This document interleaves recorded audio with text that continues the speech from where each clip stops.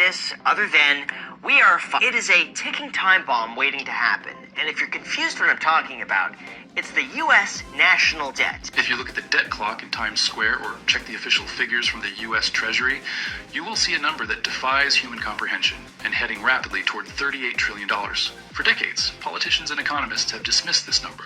They told us that deficits don't matter because we owe the money to ourselves. But in 2024, the math changed. All you got to do if you're curious about this, go to what's called the national debt clock, and you'll be able to see right now, it's showing over $38 trillion. And if you're ever pessimistic about the value of U.S. currency, just look at this and realize that every second, more and more and more money gets printed into the economy, and your purchasing power gets devalued every single day. For the first time in history, the U.S. government is spending more on interest payments on the debt than it is spending on national defense. Think about that. We are spending more to pay off the bondholders of the past than we are to equip the military of the present. We are spending more on interest than on the entire Medicaid program. The interest bill alone is approaching $1 trillion a year. This creates a terrifying phenomenon known as the debt spiral. This debt spiral, by the way, is really interesting because the way the national debt works is that we only make the interest payments. We're not paying down the debt. In a normal household, if you have too much debt, you cut your spending, you stop eating out, you cancel Netflix. But a government is not a household. Instead, to pay the interest on the old debt, the government has to issue new debt. It is borrowing from a new credit card to pay the minimum monthly balance on the old credit card. This increases the total debt, which increases the interest payments next year, which requires even more borrowing. It is a mathematical feedback loop that leads to exponential growth. Here's the thing, too. It's very politically unpopular to cut any service. The terrifying reality is that there's no conventional way out of this trap. There are only 3 traditional ways to reduce a sovereign debt burden of this magnitude, and 2 of them are politically impossible in the United States today. The first option is austerity. This means massive tax hikes and brutal spending cuts. To balance the budget and start paying down the debt, the government would have to double income taxes or abolish the U.S. military. Neither of those things is going to happen. I personally believe, by the way, that taxes are going to be increased substantially over the next few decades just to be able to fund things, and it's always popular to tax someone who makes more than you. The second option is default. The government could simply walk up to the podium and say, "We are not paying." This is what Argentina or Russia has done in the past. But for the United States, the issuer of the global reserve currency, this is the nuclear option.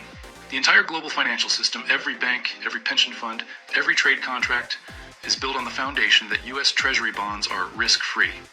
If the U.S. defaults, the global banking system collapses overnight. Yeah, they're never going to default on the debt, ever. That would completely destroy the value of the U.S. dollar. That would destroy all the confidence in the United States. I mean, you would see a rush into gold and Bitcoin and precious metals and land and ammo and beans and food and farmland. I mean, it would be so bad. Again, it's just never going to happen. The goal is to keep the interest rate on the debt lower than the rate of inflation. Let's do the math. If the government owes $30 trillion and inflation is 5%, the real value of that debt shrinks by 5% every year. In purchasing power terms, the government has just erased $1.5 trillion of debt in a single year, without raising a single tax or cutting a single program. The bondholders get their money back, but that money buys fewer groceries and fewer houses. Really, the person who pays the price at the end of the day is just the average American trying to get by, who's saving a little money, and then notices they go to the grocery store, and their basket costs a little more. We're moving into an era where the money printer is permanently fused to the government budget. This is the hidden crisis. It isn't a sudden crash, it's a slow boil. The $38 trillion number will keep going up. It will hit $40 trillion, then $50 trillion. But the value of the dollar will keep going down. They are trying to thread the needle, running inflation at 4% or 5% for a decade. That is the plan. To wipe out half the value of the national debt and half the value of your savings by the mid-2030s. That's why it's so important, by the way, that you have to invest. If you're not investing, and you're not advancing your career, and you're not making more money consistently, you are falling behind.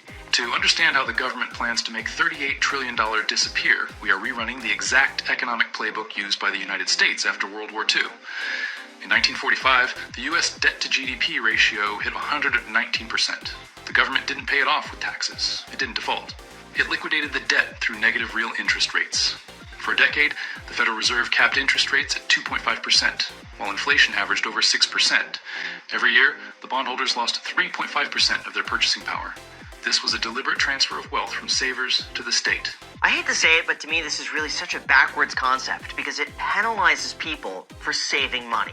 All it incentivizes, the entire goal, is that you take money and you invest it. And if you take money and you invest it, you are rewarded long term. But if you take money and you save it, you put it in the savings account, you are penalized. You all of a sudden, after 5 years, could purchase only 80% of what you could today. So that's why they really incentivize you and push you. You got to invest or spend. Do not save. You shouldn't be saving like this for too long. If you want to pay people less, but you promise to pay them based on inflation, the easiest solution is to redefine inflation. If CPI is 10%, the government has to pay out 10% more. So the government has a multi-billion-dollar incentive to keep the CPI low. Since the 1980s, the methodology for calculating CPI has been quietly rewritten to suppress the official number. They introduced substitution bias. Honestly, I don't trust any of the numbers when it comes to job growth, CPI, because everything is so easily manipulated. If you keep your money in a savings account earning 4% while real inflation is 8%, you are the one paying off the national debt. You are the donor class. The only way to opt out of this system is to own assets that the government cannot print. By the time this new money trickles down to the average worker in the form of wages, prices have already risen. The rich get the money before inflation, the poor get the money after inflation. This is why, since 2008, we have seen a K-shaped economy. I would argue, though, that's not the reason for the K-shaped economy. The K-shaped economy is because people who already had investments saw those investments skyrocket because of low interest rates. People who didn't have investments are now further behind because it takes more of those dollars to buy the same investments. If you save in cash, you are guaranteed to lose. If you buy government bonds, you are guaranteed to lose purchasing power. We are entering an era of forced speculation. To simply preserve your wealth, you are forced to take risks. You have to buy stocks, real estate, or crypto just to outrun the devaluation of the currency. The government has turned the entire economy into a casino where you must gamble to survive because the safe option, saving, is being deliberately destroyed. Yeah, again, who would have thought that you get penalized for saving money? That's a bad thing. If the dollar becomes purely digital, the Federal Reserve gains total control. They can implement negative interest rates instantly. They can deduct 1% from your balance every month to force you to spend. They can implement expiry dates on money, telling you that your stimulus check must be spent within 30 days or it vanishes. This is not science fiction. It is already being tested in China with the digital yuan.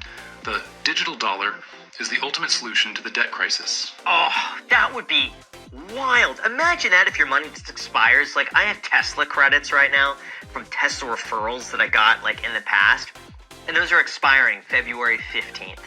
Imagine that your money is in a bank account, unless you do something with the money by a certain date, they just remove 20% of its value. So every dollar you have beyond a certain date is worth 80 cents. And then beyond another date, it's worth 70 cents. You got to do something with it. If that happens, I guarantee people are going to find a workaround of a system where you transfer money here and then they transfer it back to you and then it comes back as new money. And then someone takes an interchange fee in between that transaction. So instead of losing 20%, you lose 0.5%. That would be wild. I don't think that was realistic, but hey, anything can happen. History shows that when a government gets truly desperate, they stop being subtle. They stop asking. They simply take. In 1933, the United States government, the land of the free, did exactly that. They criminalized the ownership of the one asset that allowed citizens to protect themselves from inflation. Franklin D. Roosevelt signed Executive Order 6102, seizing the gold of every American citizen under the threat of 10 years in prison. Realistically, I'm going to tell you what's going to happen, though. The national debt's going to continue getting worse. They're going to continue printing more money, and the only way it's going to be manageable is two things. Number one, they're probably going to keep interest rates low. They're going to suppress interest rates. They're going to manipulate the CPI data to make it not look that bad. And then I also think at the same time as doing that, they're probably going to increase taxes. Thank you so much for watching, and until next time.